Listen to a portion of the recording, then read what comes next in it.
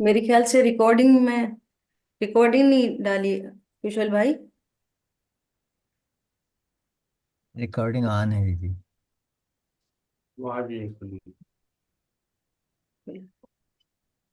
आवाज आ रही है सभी को? हाँ, अरे आप सबको आ रही है? जी आ रही है। अच्छा। वीडियो हाँ आ ऑन, रही है। रिकॉर्डिंग ऑन की है कुशल भाई? हाँ जी, हाँ दीदी। ओके। नमो अरहंताणं नमो सिद्धाणं नमो आयर्याणं नमो उवचायाणं नमो लोये सवसाहुरम्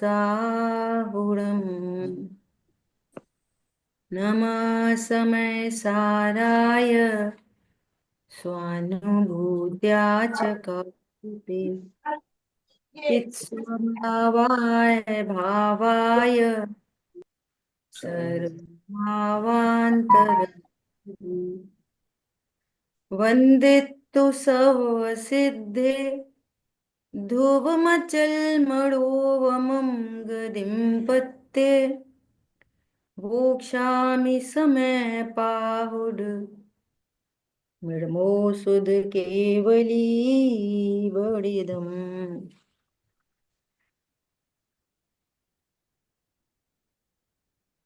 हम लोग स्वाध्याय कर रहे हैं चर्चा चैतन्य की। इसके प्रथम खंड पर हम लोग प्रवचन क्रमांक तत्व चर्चा क्रमांक 1 पर ही स्वाध्याय कर रहे हैं। विषय ये चल रहा है कि मुमुक्षु का प्रश्न है, अभिप्राय का दोष कैसे टले, अच्छा। अभिप्राय का दोष क्या है ना? ऐसी हम्म। चर्चा चल रही है। तो यहाँ कह रहे हैं, यहाँ दो बातें आई थी। पहले नास्ति की बात आई, फिर अस्थि से बात आई। इसको साइड में कर दें। हाँ हाँ।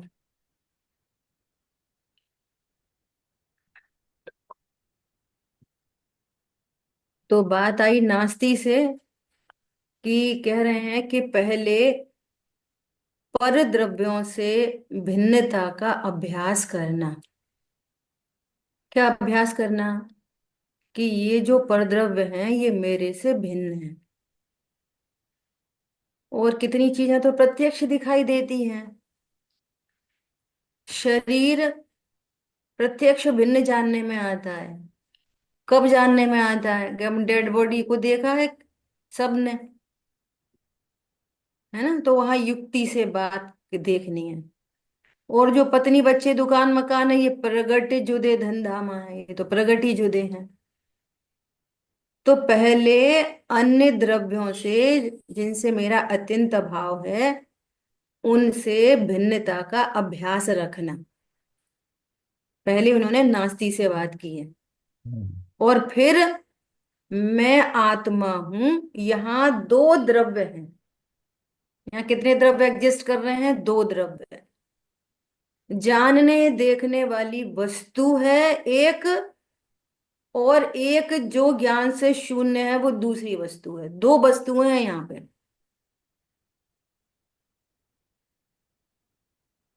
ऐसे चीजें ख्याल में आती है ना। जैसे समझो कि आप कभी कोई फिजियोथेरेपिस्ट के पास गए, या कभी कोई योगा इंस्ट्रक्टर के पास गए, है ना? तो वो क्या बोल रहे हैं? वो ऐसा बोलते हैं, शरीर को ढीला छोड़ो, रिलैक्स योर सेल्फ, शरीर के सारे अंग ढीले छोड़ दो। तो ये उपदेश किसको दिया जा रहा है? शरीर को ढीला छोड़ दो, वे लोग बोल रहे हैं जो जानते नहीं है। लेकिन शरीर को ढीला छोड़ेगा कौन? समझ में आ रही है बात? तो कहने के ब्रेन को ऑर्डर दे रहे हैं, ब्रेन ढीला छोड़ेगा शरीर को।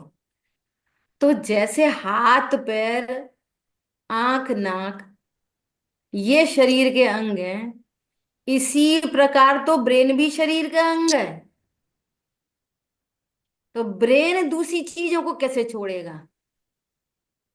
ख्याल में आ रही है बात? तो उनको तो इस बात का पता नहीं है, भाव वासना नहीं है, बोलते ऐसे रहते हैं, लेकिन ये कहा किससे जा रहा है?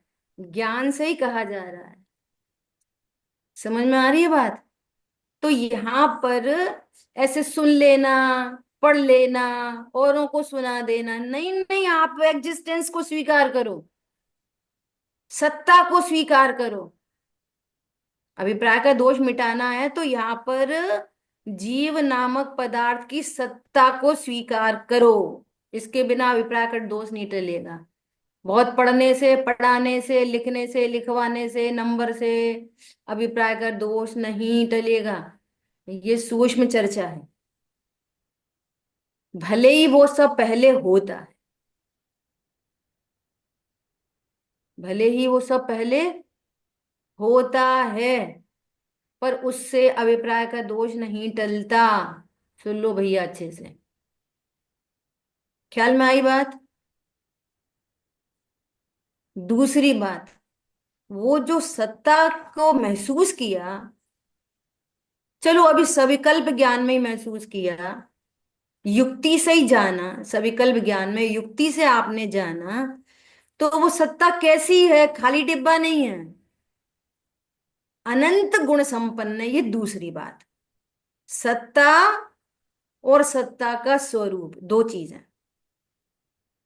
मेरी सत्ता है और स्वरूप कैसा है? कह रहे हैं अनंत गुण संपन्न है, परिपूर्ण है। देखो ये परिपूर्णता का जब भाव आता है कि मैं परिपूर्ण हूं, तब पर से निरपेक्ष होता है। और अभी कैसा लगता है कि मैं तो अधूरा हूं, अकेले कैसे करेंगे, तो ये भी चाहिए, वो भी चाहिए, वो भी चाहिए। अच्छा वो सब नहीं चाहिए, तो फिर क्या चाहिए? सम्यक दर्शन तो चाहिए। तो जिसको सम्यक दर्शन की डिमांड है, उसने भी अपने को अपूर्ण जाना है। और पूर्ण है। क्या बोला? पूर्णता का विश्वास ही सम्यक दर्शन। सो यहाँ दो बातें आ चुकी। क्या बातें आ चुकी? हाँ, ये सेकंड पैराग्राफ है, थोड़ा सा ऊपर करेंगे। देखो क्या बोल रहे हैं, वहीं से शुरू से देख रहे हैं। सेकंड पैराग्राफ, चैतन्य का स्वरूप जानना चाहिए, एकत्व रूप जाने बिना उसकी सत्ता के निश्चय के बिना अभिप्राय का दोष नहीं मिटता। सबसे पहले तो सत्ता, मेरी एग्जिस्टेंस, ये मेरी सत्ता है ना। फिर पहली बात तो ये है कि उसकी सत्ता विश्व में एक और सबसे अलग थलग न्यारी है। एक है और सबसे अलग थलग न्यारी है। और उसके साथ मैं, तो मैं कैसा हूं? फिर ये जाने और माने कि अनंत वैभव संपन्न हूं। मैं हूं और कैसा हूं? अनंत वैभव संपन्न हूं। तो यहां आकर बात पूरी होती है। अर्थात मुझ में कोई कमी नहीं है, कोई आदान प्रदान की गुंजाइश नहीं है, कभी विनाश की गुंजाइश नहीं है, विनाश कभी होता नहीं है, जन्म नहीं होता और मरण नहीं होता। अपन ने इतनी बात पहले कर ली थी। ठीक है। अब विचार करो कि बाहर में समस्या कहाँ से आ रही है? अपनी सत्ता स्वीकार नहीं है और सत्ता का स्वरूप भी स्वीकार नहीं है, और पर सत्ता से अपनी सत्ता मानते हैं। निखिल जड़ता दिखती सब प्राण, चेतना अपने से अनजान। ख्याल में आई बात? तो मैं कैसे पूरा होऊंगा कि पर सत्ता से? और जिसने अपने को परिपूर्ण जान लिया, अनंत वैभव संपन्न जान लिया, तो फिर क्या हुआ? क्रमशः पर के प्रति का राग, वो क्रम, वो टाइम टेकिंग प्रोसेस है, वो क्रमशः मिटता चला जाएगा। राइट नॉलेज होने पर वो राग क्रमशः मिटेगा। अब अब पर पदार्थों में, अन्य चीजों में घटना बढ़ना होगा, है ना। वे सब कर्माधीन विनाशी हैं। लेकिन मैंने जो ये भरोसा किया है, मुझे जो भी ये विश्वास आया है कि इस कमी से मेरे में कोई कमी नहीं आई, मेरे में कोई कमी नहीं आई। पंडित साहब ने लिखा है एक भजन, पर्यायहीनता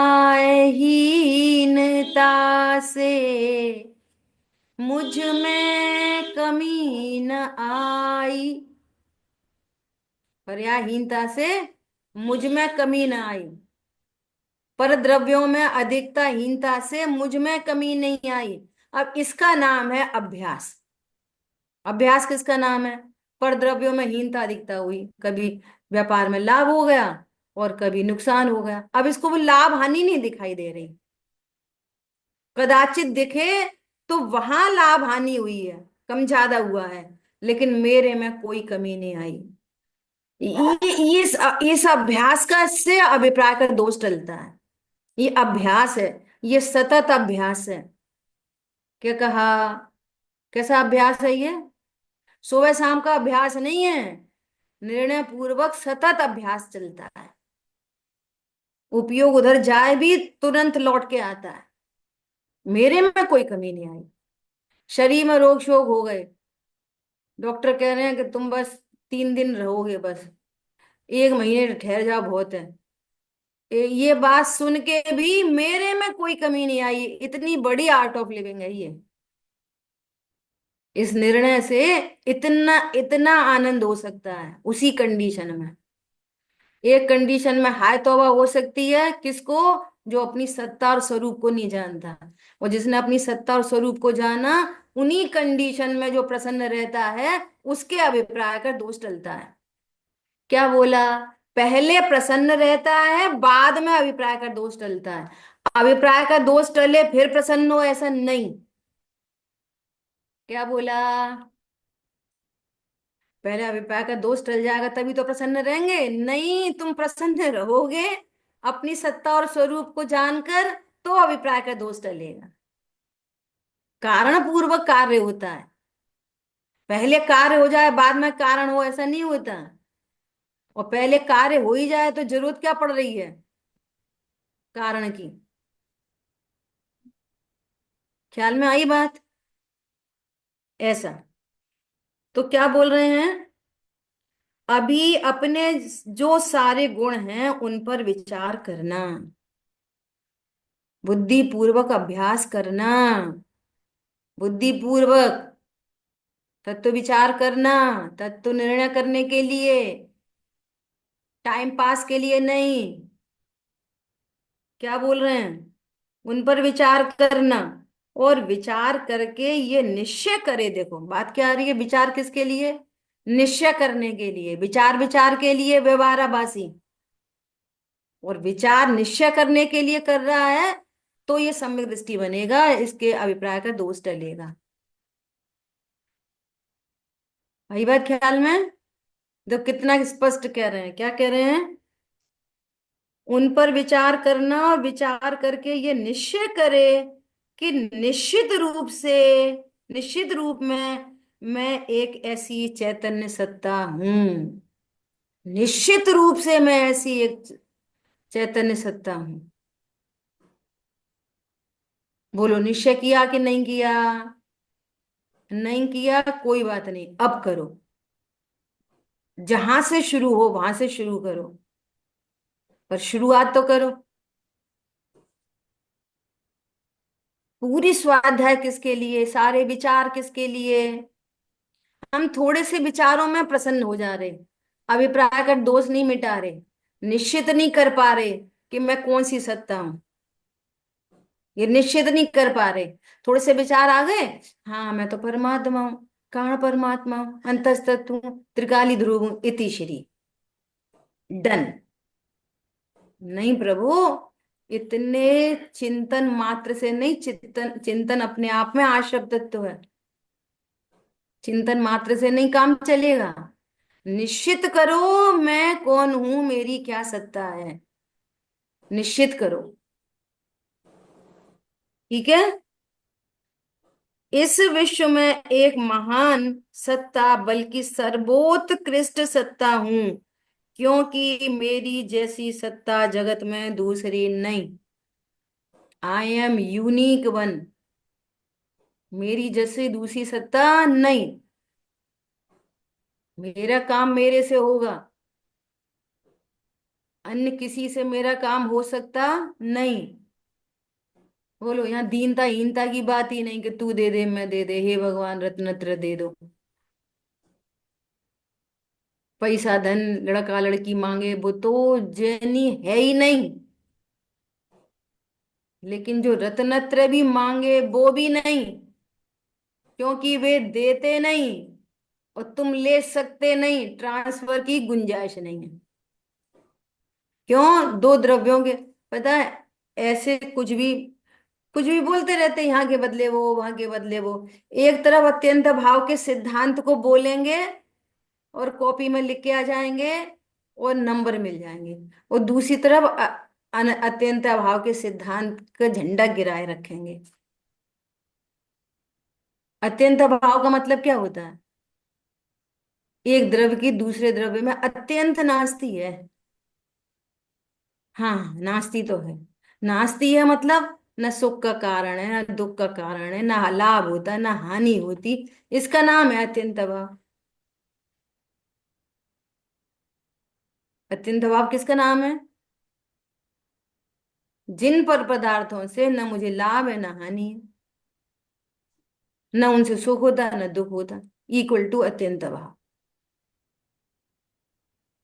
तो बोलो, भगवान से थोड़े थोड़े संबंध है कि नहीं? थोड़े थोड़े के अत्यंत भाव है। कौन सा संबंध है? अत्यंत भाव है। इसलिए मेरा काम किससे बनेगा? मेरा काम मेरे से ही बनेगा। क्यों? मैं यूनिक सत्ता हूं अपने आप में, है ना? क्योंकि मेरी जैसी सत्ता जगत में दूसरी नहीं है। इस प्रकार यदि ये हृदय से प्रीति पूर्वक निश्चय करे। अब देखो, शब्द आया हृदय, समझना क्या है? ज्ञान में। हृदय हृदय से नहीं, किससे? ज्ञान से। ज्ञान से प्रीति पूर्वक निश्चय करे तो ज्ञान और श्रद्धा उधर ढल जाते हैं। पढ़ने से नहीं ढलते, पढ़ाने से नहीं ढलते, भले ही पढ़ने पढ़ाने लिखने लिखाने के कार्यक्रम चलते रहते हैं, लेकिन निश्चय करे तो श्रद्धा उधर ढल जाती है। प्रीति पूर्वक अपने से प्रीति करे, ओहो मैं सर्वोत्कृष्ट हूँ, तिहूं लोक में नाथ अनुपम बताया। उन्होंने उन्होंने हमें अनुपम बताया है। समझ आई बात? और निर्विकल्प शुद्ध अनुभव हो जाता है। इस तरह दोष टलता है। पूरी विधि दे दी। कैसे टलेगा दोष? इस तरह टलेगा। कैसे? निश्चय करते हुए। और किसकी महिमा आ रही है अब? सिर्फ अपनी। बोलो, मैं ना हूं, मैं ना हूं तो इस पूरे विश्व की क्या कीमत है? क्या कीमत है बोलो? भैंस को ताजमहल के आगे खड़ा कर दो तो ताजमहल की क्या कीमत है? उसके लिए क्या कीमत है? वो घास बास डाल दे तो कोई घास खा लेगी वो। हम तुम जाएंगे तब बोलेंगे वाह ताज। क्या बोला? तो किसकी कीमत है? ताज की। अगर ये ताज की कीमत होती तो भैंस को भी आती। क्या बोला? कीमत है उस ज्ञान की जो उसको जान पा रहा है। समझ आई बात? किसकी कीमत है? मैं हूं विश्व के ऊपर तिरता हुआ पदार्थ। मैं नहीं तो कुछ नहीं, मैं हूं तो सब कुछ है। महिमा किसकी है? मेरी महिमा है। I am the precious thing. मैं इस विश्व में सबसे महिमाशाली तत्व हूं। वो ये बात कैसी करता है? दीनता हीनता की है। इतना राग, इतना द्वेष, मर गए गिर गए, अभी तो पत्नी, अभी तो बच्चे। बोलो, इसका मतलब निश्चय नहीं किया कुछ भी।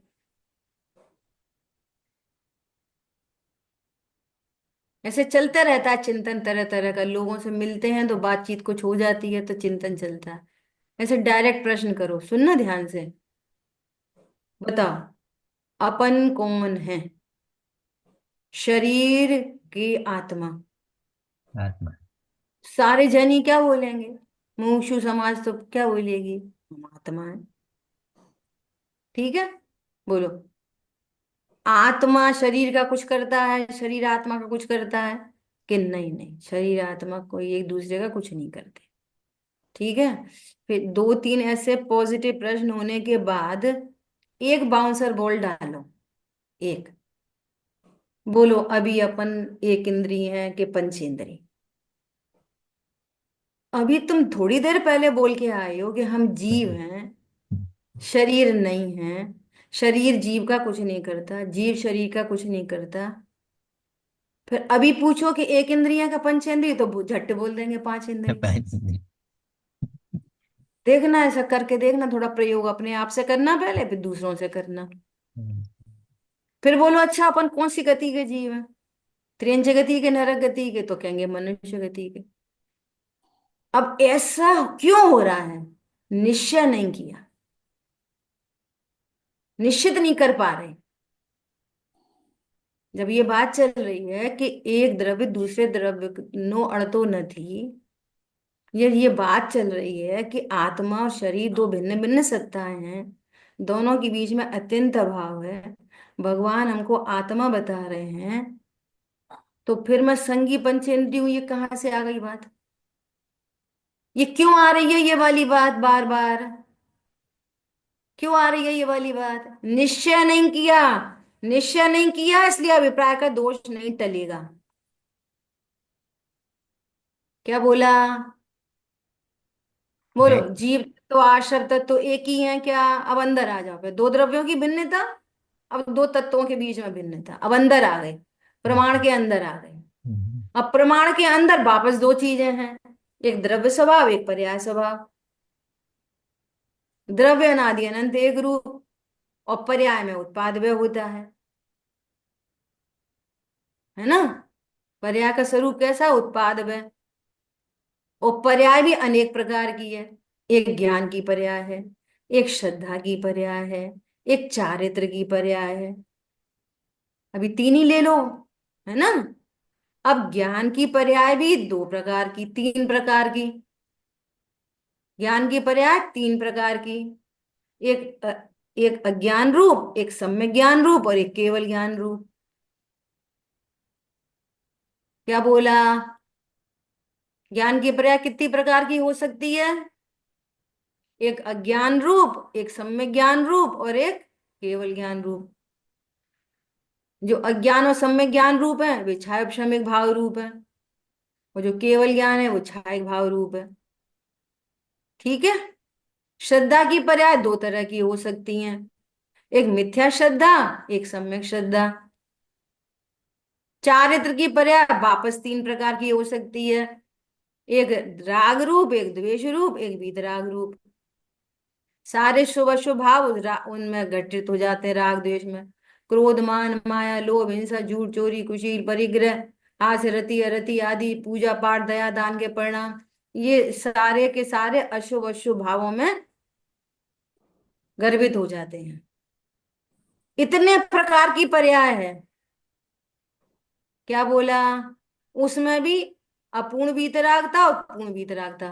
कितनी तरह की पर्याय हो गई?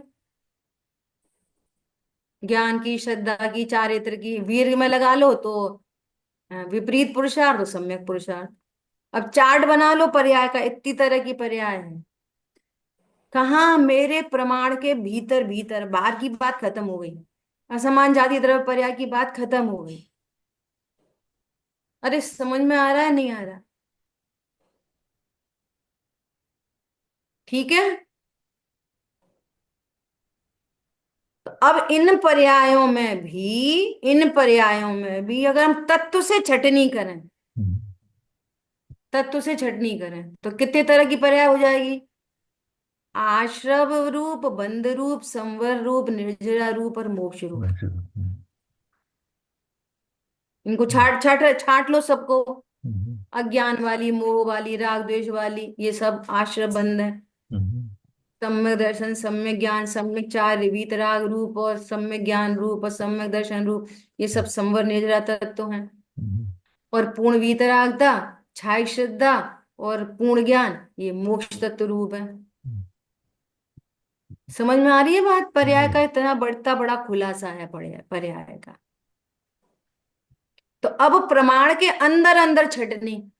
बोलो, अभी मैं जीव तत्व हूं कि मिथ्या श्रद्धा हूं? मैं तो जीव तत्व हूँ। समझ में आ रही है बात? मैं दूसरा तत्व मैं नहीं हूँ। जीव तत्व हूं कि सम्यक श्रद्धा हूं? जीव मैं तत्व। जीव तत्व हूं कि सम्यक ज्ञान हूं? बस मैं एक जीव मात्र तत्व जीव तत्व हूं हूँ। कि वीतराग, वीतराग भाव हूं? क्या हूं मैं? तो द्रव्य और पर्याय के बीच में भेद विज्ञान। परिणति प्रसन्न हो गई। क्या प्रसन्न हो गई? ओहो, अहो, उत्पाद व्यय निरपेक्ष ध्रुव जीवन हमारा है। पर्याय बदले प्रतिक्षण अनंत, मेरा कभी नहीं होवे अंत। परिणति प्रसन्न हो गई। ये प्रसन्न परिणति में अभिप्राय का दोष टलता है। क्या बोला? हम्म, आशव की पर्याय उत्पन्न हो रही है, अशुभ भाव उत्पन्न हो रहे, शुभ भाव उत्पन्न हो रहे। और हमने नक्की किया है, हमने निश्चित किया है, निश्चित किया है कि ऐसी पर्याय उत्पन्न होने पर भी मैं परिपूर्ण हूं। ये अंदर अंदर भेद विज्ञान। ख्याल में आ रही है बात? बहुत सुंदर है। अरे, जहां छायक भाव भी भिन्न दिखे, वहां अन्य भाव की कौन कथा? अन्य भाव की कौन कथा हम्म, करे? कैसा हूं मैं? ऐसा मैं परिपूर्ण हूं। अब ये निश्चित होने के बाद, निश्चित नहीं किया तो फिर परिणाम तो बिगड़ जाते, गिर जाते, फिर बाद में याद आती, फिर जल्दी याद आती। आपने निश्चित नहीं किया, क्या गड़बड़ हो गई? निश्चित नहीं। सबको सम्यक दर्शन चाहिए और निश्चित कुछ नहीं करना, और आगम रोज पढ़ना है और निश्चित नहीं करना।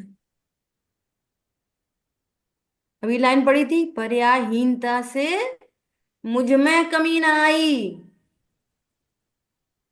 बोलो, निगोद से साबुत का साबुत ज्यों का त्यों निकल के आ गया। संगी पंचेंद्री, जैन कुल, देवशागुरु के समीप, और ये तत्व चर्चा सुनने समझने मिल गई। गुरुदेव श्री मिल गए, युगल जी बाबूजी मिल गए, ये वर्ड टू वर्ड लिखा लिखा जुखा मिल गया। और अब मैं खराब हो गया। निगोद में तो खराब नहीं हुआ था, निगोद से यहां तक साबुत आ गया। विचार करो जरा, निश्चय के बिना ये ज्ञान में ध्रुव की कितनी विराधना होती है। वो सम्यक दर्शन चाहिए। एक प्रश्न आया था सुबह की क्लास में कि कोई गलती हो जाती है तो रिग्रेट करें कि नहीं करें? बोलो, गलती किधर होती है ये बताओ पहले, और पर्याय मैं कौन हूं ये पर्याय में हुई गलती। निश्चित करो, निश्चित करो। सुनो, कषाय की मंदता हो तो सम्यक ज्ञानी को भी रिग्रेट होता है, लेकिन वो अपने को सिर्फ पर्याय रूप नहीं देखता, इसलिए मोक्ष मार्ग ही बना रहता है।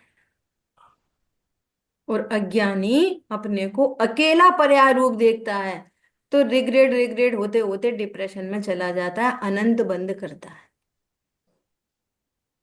समझ में आ रही है बात? इतनी गजब की बात है। सुनो ध्यान से। देखो कितना गजब का काम है, बहुत गजब का काम है। कैसा गजब का काम है कि आपको देखो बाबूजी क्या कह रहे हैं आगे। सारे दोष गिने नहीं जाते, गिन लोगे क्या? तुम्हें दो याद भी है क्या? अनादि से कितने दोष नहीं हो गए, बोलो। अनंत नहीं, अनंता, अनंत अनंत अनंत अनंत अनंत अनंत पर्याय में कितने दोष नहीं हुए? और कौन सा नहीं हुआ? और पंच परावर्तन में भव परावर्तन का विचार कर लो। पंच परावर्तन के अंदर भव परावर्तन का विचार कर लो, भाव परावर्तन का। कौन से शुभ भाव नहीं हुए, कौन से अशुभ नहीं हुए? सारे दोष गिने तो अनंत काल बीत जाए। इसलिए सबसे बड़ा दोष ये है कि चैतन्य का जो बहुत इंपॉर्टेंट बात है, ये आ रही है जो वेरी वेरी इंपॉर्टेंट। तुम एक एक दोष को पकड़ पकड़ के दोष नहीं निकाल सकते। एक एक दोष को मेंढक नहीं तोले जा सकते। एक मेंढक को संभालोगे तो दूसरे चार मेंढक गिर पड़ेंगे तराजू में से। फिर दूसरे मेंढक को रखोगे, फिर पहला वाला उठक के गिर जाएगा। तौल नहीं सकते मेंढक को। ख्याल में आ रही है बात? सारे दोष वन बाई वन। हाँ सही बात है, हमें ये वाला दोष बहुत है, हमको खाने का दोष बहुत है, बहुत खाने की गृद्धता रहती है, पहले इसको दूर करें। बाजार जाते हैं तो खरीदने का ही भाव हो जाता है। ये फिर इसके बाद इस पे काम करेंगे। अपन तो जाया करेंगे बाजार, आंख बंद करके जाया करेंगे, न दिखेगा और न भाव होंगे, है ना? सूरदास जी की तरह आंख फोड़ लो, न सुनाई देगा और न भाव बिगड़ेंगे। समझ में आ रही है बात? ऐसे एक एक दोष नहीं मिटाना, पहली बात। दूसरी बात, पहले ये समझो कि दोष है क्या। ये समझो दोष क्या है। सबके सब बोलते हैं ना, परिणाम तो सुधार नहीं चाहिए, परिणाम तो सुधार नहीं चाहिए। अरे मैं अकर्ता ज्ञायक हूं, ऐसा नहीं जानना ही सबसे बड़ा बिगड़ा परिणाम है। फिर ये तो समझो बिगड़ा परिणाम क्या है। अकर्ता को कर्ता देखना बिगड़ा परिणाम है। अशरीरी को शरीर वाला देखना बिगड़ा परिणाम है। मैं स्त्री हूं और मुझे परिणाम सुधारने हैं। कैसे सुधरेंगे? पहले तो यही बिगड़ा परिणाम है कि मैं स्त्री हूं। अशरीरी ज्ञायक को शरीर वाला जान रहे,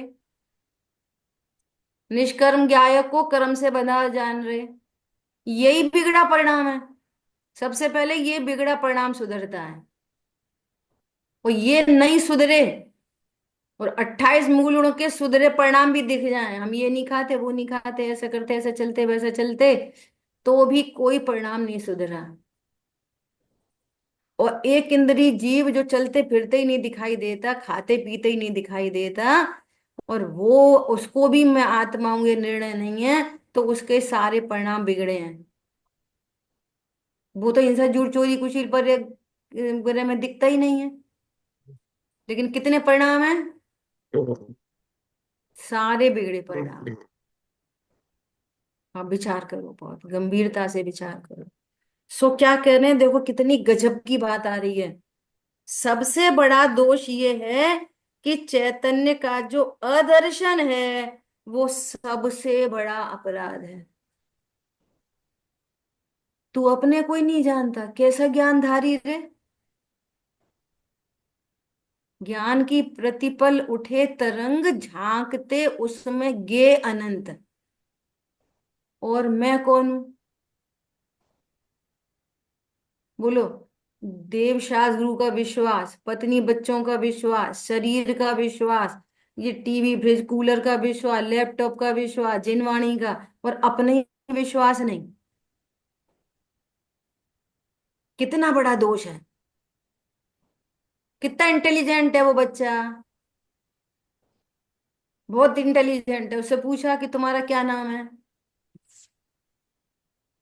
तो निरुत्तर हो गया, मैं पता नहीं कौन। समझ में आ रही बात? तो उसको पागल खाने ले जाएंगे कि गले में माला डालेंगे? कुछ मिसिंग है, अपने को ही नहीं जानता। ऐसा कह रहे हैं। ख्याल में आ रही बात? चैतन्य का जो अदर्शन है, अब अदर्शन में दोनों चीजें लगा लेना। चैतन्य का अविश्वास भी लगा लेना, और चैतन्य को का सामान्य अवलोकन नहीं हुआ, दोनों लगा लेना। उसको नहीं देखा, नहीं जाना, दोनों बातें लग सकती हैं यहाँ पे अदर्शन में। वो सबसे बड़ा अपराध है। उसको अशुद्ध मानना, ओहो, ये सबसे बड़ा अपराध। अपनी शुद्ध चैतन्य सत्ता को अशुद्ध जानना ये अपराध है। अब जानते हो अशुद्ध कैसे जानता है? अब शरीर सिद्ध भगवान है, बेशुद्ध है। हमको तो अभी शरीर है, सो अभी तो अपन अशुद्ध है। बहुत गंभीरता से विचार करना भैया। अपन जो अब पढ़ने बैठे हैं ना ये, इस पुस्तक को, तो बिल्कुल दो टूक करने बैठे हैं। क्या बोला? बस सिद्ध भगवान शुद्ध है, हम किधर शुद्ध हैं अभी? ख्याल में आ रही है बात? क्यों हम शुद्ध क्यों नहीं है? अभी तो हम शरीर वाले हैं, नहाते धोते हैं। बोलो तो हम नहाते धोते हैं कि नहीं? प्रश्न ये है। अभी तो हमको खाने पीने के परिणाम होते हैं। अभी तो हमको खतरनाक बोलो, मत बोलो। Risky factor. अभी तो हमें अगर रात को खाने के भाव होते, अभी तो हमें आलू खाने के भाव होते। समझ में आ रही है बात? भाई तुम कौन हो? अभी हम कहाँ अशुद्ध हैं? अभी तो हम अशुद्ध हैं, हमें ऐसे बुरे बुरे भाव होते खाने पीने उठने बैठने लड़ने झगड़ने के। और ये औरों के द्वारा आप खुद पिटने भी तैयार हो। पता कैसे? बड़े चले भगवान बनने, तुम्हारे उठने बैठने का ठिकाना नहीं। बताओ कितने घंटे स्वाध्याय करते हो, बताओ। तो अपन भी भाई, हाँ है, सही बात है। दिन भर तो इसमें ही निकल जाता है, ऑफिस में इतना टाइम निकल जाता है, खाने बनाने में इतना टाइम निकल जाता है। सही बात है, अपन स्वाध्याय ही कितने घंटे कर पा रहे हैं? तो अभी अपन कौन ठहर गए? देखो ये निश्चित करो, समझ में नहीं आए तो 1000 बार पूछना। अभी अशुद्ध है कि नहीं? अच्छा, अगर अगर आंसर ये आ रहा है कि नहीं। सुनो, अगर ये आंसर आ रहा है नहीं, तो विधि चाहिए कैसे? अब कौन बोले कि अशुद्ध है? यहाँ तो लिखा ही है अपन शुद्ध है और ये बड़ा अपराध है, तो हम कैसे बोल रहे हैं कि हम अपराधी हैं? तो अभी हम शुद्ध हैं, बताओ कैसे शुद्ध हैं? विधि चाहिए ना पूरी, हवा में नहीं चाहिए बातें। निश्चित रूप से बात चाहिए, निश्चित, सुनिश्चित करते हुए ये बात चाहिए, फिर सुनिश्चित। और सुनो, ऐसा जो सुनिश्चित कर लेता है वो रिलैक्स रहता है, एनी कंडीशन रिलैक्स है। और जो रिलैक्स है वो आनंद में है, और जो आनंद में है उसकी पनौती ढल जाती है। क्या बोला? कहो सुनो नहीं। हमें नहीं बताना कि हम शुद्ध हैं क्या शुद्ध हैं, अपने आप से पूछो, आपका ज्ञान क्या महसूस करता है? प्रतीति, प्रतीति मतलब आप, प्रतीति मतलब आपको क्या लगता है? क्या लगता है बोलो? शरीर की क्रिया हो रही है, क्या लग रहा है? चार लोगों के बीच में और क्रोध आ गया, और किसी ने पूछा, बोला, देखो, ये वही अर्चना दीदी हैं जो सबको पढ़ाती हैं सुबह शाम, और इनको इतनी सी बात पे गुस्सा आ गया, और ये कान में शब्द भी पड़ गए। बोलो, आप अपने को क्या महसूस कर रहे हो? शुद्ध के अशुद्ध? इसको कहते हैं निश्चित करना। वो उधर ही गिर पड़े, बिल्कुल ही गिर पड़े। कोई बोले, कोई बोले नहीं बोले, मौका मिले सुनने का नहीं सुने, वो खुद ही में गिर पड़ता है और सफाई देना चालू कर देता है। अरे वो पता नहीं कैसे आ गया, वो हमें हालांकि बुरा नहीं लगा, हालांकि वहां अंदर में भेद ज्ञान की धारा चल रही थी। भैया ये सफाई काय को दे रहे? क्यों दे रहे? प्रैक्टिकल जरूरत अप्रोच है। समझ में आ रही है? क्यों, जरूरत क्या पड़ रही है? पर्याय में जो आना था वो आ गया। समझ में आ रही है बात? पर्याय में जो आना था सो आ गया की बात नहीं चल रही, बात ये चल रही है मैं कौन हूं ये निश्चित किया कि नहीं किया, बात ये चल रही है। वो निश्चय होगा तो तभी तो पर्याय को अलग समझेंगे ना। बस बात ये चल रही है। अरे शेष कषाय में रिग्रेट भी हो सकता है, सम्यक दृष्टि को कोई दिक्कत नहीं है। बात ये है कि आपका निश्चय क्या है। इतनी जो स्वाध्याय पोथन्ना पढ़े जा रहे हैं उसका लाभ क्या है ये बोलो। What is the purpose of life? वो लाइफ में ये इसकी लाइफ नहीं, लाइफ में शांति मतलब आनंद। ज्ञान श्रद्धा चारित्र की लाइफ। समझ आ रही है बात? नहीं। बहुत इंपॉर्टेंट बात है। अब आज इसी पे विचार करना, इतना सुन लिया ना, इसी पे विचार करना, मैं शुद्ध हूं क्या अशुद्ध हूं। विचार काय के लिए? इतने विचार, इतने विचार, इतने विचार, इतनी ऊहापोह, इतनी ऊहापोह कि एक निर्णय पे पहुंच जाएं फाइनली। नहीं। या तो फाइनली इस निर्णय पे पहुंचो, नहीं मैं अशुद्ध हूं, नो हम्म, प्रॉब्लम। हम्म, क्या बोला? नहीं। मैं अशुद्ध हूं इस निर्णय पे पहुंचे ना आप, तो भी नो प्रॉब्लम। या भगवान से सिद्ध करेंगे क्या कि मैं शुद्ध हूं। लेकिन एक निर्णय तो करो, शुद्धता क्या क्या अशुद्धता का। मौका लगे तो अशुद्ध बोल दो, मौका लगे तो शुद्ध बोल दो। तो टोडरमल जी कह रहे हैं पागलों की तरह बोलता है। गंगा गए तो गंगादास, जमुना गए तो जमुना दास। नहीं वो स्यादवाद है ना, स्यादवाद। स्यादवाद से बोलो चीनी कैसी होती है, बोलो स्यादवाद से, बोलो। मीठी होती है। क्यों स्यादवाद से बोलो। थोड़ी खारी होती है, थोड़ी मीठी होती है, कथनचित स्वभाव कथनचित। स्वभाव में स्यादवाद नहीं लगता। समझ आ रही है? एक निर्णय है ना, तुम्हें याद ही नहीं आती। और अभी पूछोगे तुम कौन हो, कौन से नए से, ये नए कहाँ से आ गए? नए तो स्वरूप समझने के लिए थे, निर्णय होने के बाद तो नया अतिक्रांत हो गया वो। जरूरत पड़ेगी तो नए से भी बोलेगा, बोलेगा मतलब विकल्प आएंगे उस संबंधी। परंतु डिसीजन तो वन टाइम हो गया ना, ये वन टाइम डिसीजन की बात भी आएगी यहाँ पे। सबसे बड़ा अपराध क्या है? ओहो, अशुद्ध मानना, ये सबसे बड़ा अपराध है। उसको किसी में मिलाना, मिलाकर अनुभव करना, ये सबसे बड़ा अपराध। दो द्रव्य कभी मिलते नहीं। और ये आत्मा, पहले द्रव्य स्वभाव से देखो तो दो द्रव्य जीव और चेतन कभी मिलते नहीं। पर अंदर चले जाओ, भीतर जाओ, तो भीतर, तुम भीतर जाओ, भीतर जाओ तुम भीतर जाओ, तुम भीतर जाओ। कोमा थोड़ा सा एडजस्ट कर लेना। भीतर जाओ तो मिला जुला के नहीं देखना, आश्रव को आश्रव देखना, जीव को जीव देखना, संवर को संवर देखना, जीव को जीव देखना, मोक्ष को मोक्ष देखना, जीव को जीव देखना। मिला जो, वे कभी मिलते नहीं।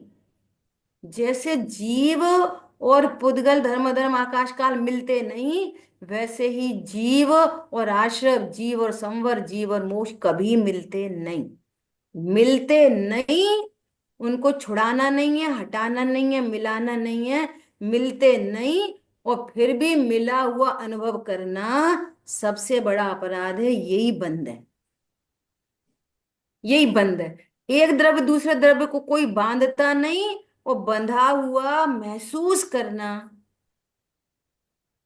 बंधी हुई बंधा हुआ लगना, बंधी हुई प्रतीति मिथ्या प्रतीति है।